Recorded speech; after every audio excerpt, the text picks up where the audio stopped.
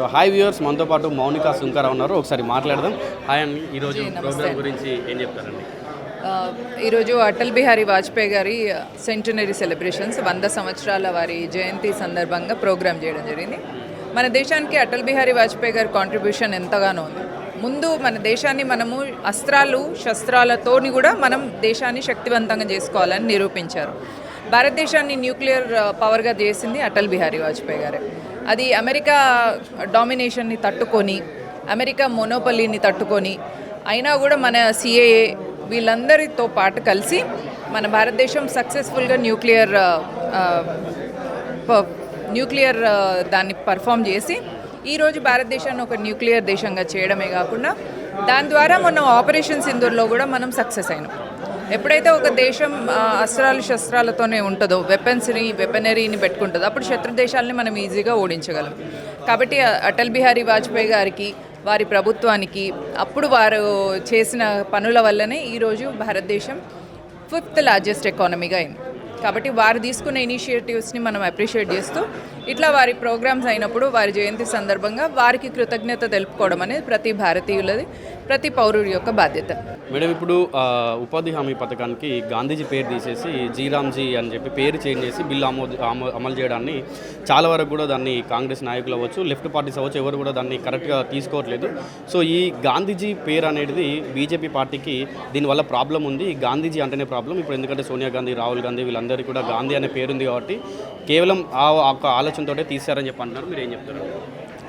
గాంధీ పేరుని వాడుకునే కాంగ్రెస్ పార్టీ గాంధీ ఆలోచనలు కానీ వారి సిద్ధాంతాలని కానీ పట్టించుకోరు.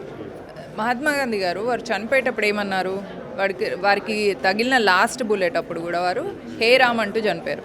అంటే వారు అభిమానించే రాముడు పేరు పెడితే వీళ్ళకి ఇబ్బంది, ఆయన పేరును మాత్రం వాడుకొని తరతరాలుగా దేశ ఆర్థిక వ్యవస్థని లూటీ చేస్తూ ఉంటారు. అది వీళ్ళ చరిత్ర. కాబట్టి ఇక్కడ తెలుసుకోవాల్సిన విషయం ఏంటిది అని అంటే, ఒక పేరు మార్చడం వల్ల కంటే కూడా ఆ పేరు పట్ల ఆ వ్యక్తికి ఉన్న సిద్ధాంతం ఏంటిది అనేది తెలుసుకోవాలి. ఎంకే గాంధీ గారు ఎప్పుడు కూడా రాముడి భక్తుడిగానే ఉన్నారు. ఆయన పాటలలో కూడా ప్రతి పాటల్లో రాముడి పేరు ఉంటుంది. కాబట్టి ఆ పేరు తీసి రాముడి పేరు పెట్టడంలో తప్పులేదు. ఒకటి, నెహ్రూ కూతురు గాంధీ ఎట్లయిందో ఇక మరి కాంగ్రెస్ పార్టీకే తెలవాలి. మళ్ళీ తర్వాత భర్త ఉన్న తర్వాత భారతదేశంలో భర్త ఇంటి పేరు వస్తుంది, కానీ మరి ఇందిరా ఒకవేళ గాంధీ అయితే మరి ఆమె భర్త పేరు ఏంది? ఫిరోజ్ ఖాన్ పేరు ఏంటిది? రాజీవ్ ఖాన్ కావాలి, కానీ రాజీవ్ ఎట్లా గాంధీ ఏంటి? సో పేర్లనే వీళ్ళంతా దోకేబాజు ఉన్నారు. వీళ్ళకి పేర్లే ప్రాపర్గా లేవు, వీళ్ళ అన్ని దొంగ పేర్లు. వీళ్ళు భారతదేశంలో ఒక ఉపాధి కల్పనకు పేరు మార్చితే వీళ్ళకింత నొప్పి అవుతుంది అంటే వీళ్ళ హిపోక్రసీ, వీళ్ళ డబుల్ స్టాండర్డ్నెస్ని ప్రజలు కానీ మీడియా వాళ్ళు కానీ పట్టించుకోకుండా ఉండడమే ఉత్తమం అని నా ఒపీనియన్. కాంగ్రెస్ నాయకులు అందరిలో కూడా గాడ్సే వర్సెస్ గాంధీ అనే ఒక గట్టి నినాదం వినిపిస్తుంది. దానికి ఏం చెప్తారు? అంటే గాడ్సే అంటే బీజేపీ పార్టీ అంటారు. ఎందుకు? మహాత్మా గాంధీని కూడా భారతీయ జనతా పార్టీ ఎప్పుడు అభిమానిస్తుంది. మహాత్మా గాంధీ గారి జయంతి సందర్భంగా భారతీయ జనతా పార్టీ సీనియర్ అధికారులందరూ కూడా వారికి వెళ్ళి చేస్తూ ఉంటారు.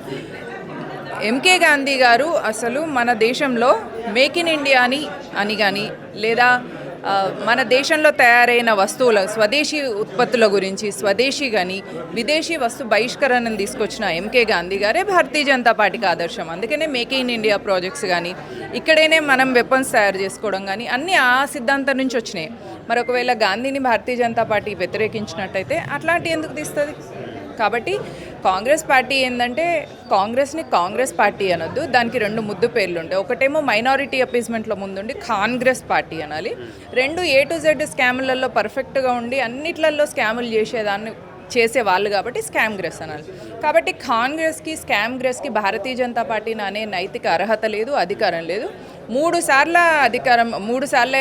పార్లమెంట్ ఎలక్షన్స్లలో కనీసం 3 డిజిట్ నెంబర్ కూడా తెచ్చుకునే స్థాయి లేదు వాళ్ళకు. కాబట్టి భారతీయ జనతా పార్టీని విలువల్ని, వీటన్నిటిని, సిద్ధాంతాన్ని ప్రజలు గుర్తించారు.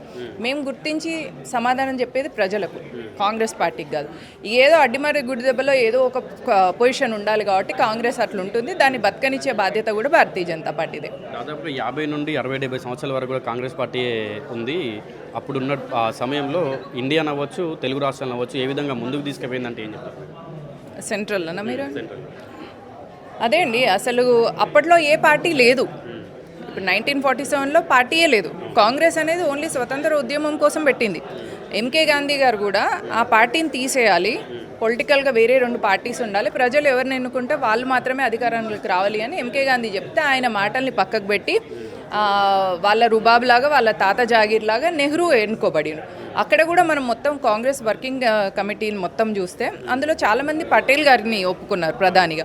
కానీ నెహ్రూ ఎక్కడి నుంచి వచ్చిండ్రు అంటే ఇట్లా ఓట్ చోరీలు చేయడం, విలువలు లేని రాజకీయాలు చేసేది కాంగ్రెస్ పార్టీ. ఆనాటి నుంచి డే 1 నుంచి వెళ్ళి ఎప్పుడైతే స్వతంత్రం వచ్చిందో మనము విదేశీయులు వెళ్ళిపోయిన తర్వాత మన వాళ్ళ ద్రోహం నుంచి మనం ఉన్నాం. అంటే అప్పుడు బ్రిటిష్ క్రిస్టియన్స్ లూటీ చేసిండ్రు, అప్పుడు బ్రిటిష్ క్రిస్టియన్స్ మన మీద దౌర్జన్యాలు చేసిండ్రు. తర్వాత వాళ్ళు వెళ్ళిపోయాక ధర్మద్రోహులు దేశద్రోహులు రాజ్యం వెళ్తూ కాంగ్రెస్లో ఉంటూ వాళ్ళ వల్ల మనం లాస్ అయిపోయినాం. కాబట్టి మనం వాళ్ళని పెద్ద పట్టించుకోవాల్సిన అవసరం లేదు, వాళ్ళ ఒపీనియన్స్కి విలువ ఇవ్వాల్సిన అవసరం కూడా లేదు.